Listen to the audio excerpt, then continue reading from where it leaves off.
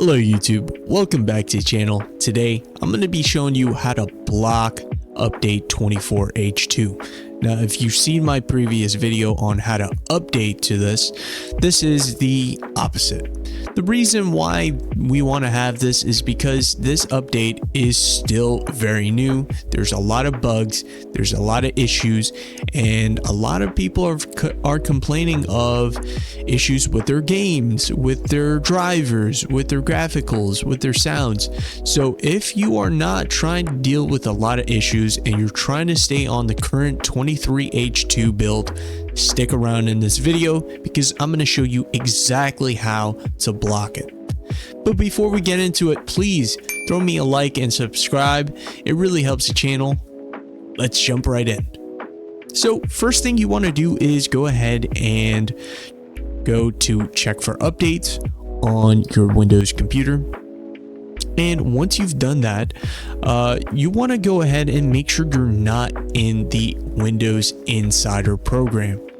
Now, if you don't know what the Windows Insider program is it's essentially a program where you can get early access to newer builds that are still in their early stages. So what you can do is click on Leave Insider Program, and it's going to bring you to their website, and once you log in you can leave the program.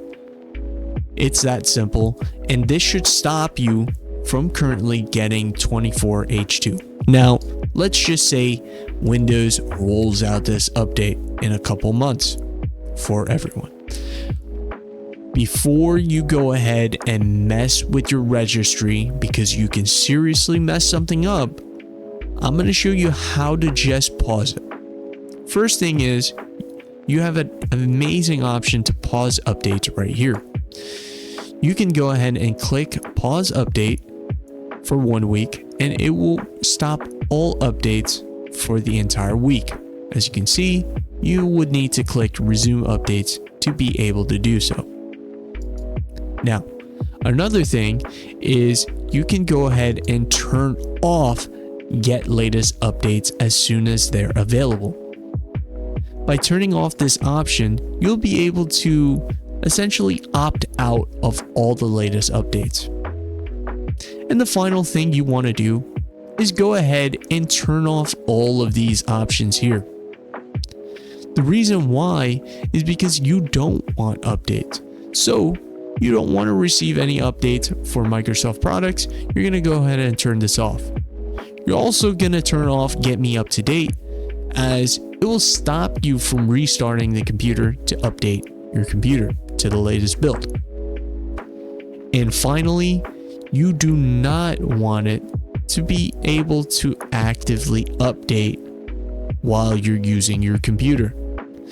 You want to go ahead and change your active hours to days that you are using your computer, so that you don't accidentally update your system to the latest build when you're not around. With these simple tricks, you don't have to go into your registry or mess with your system's files to be able to stop this update.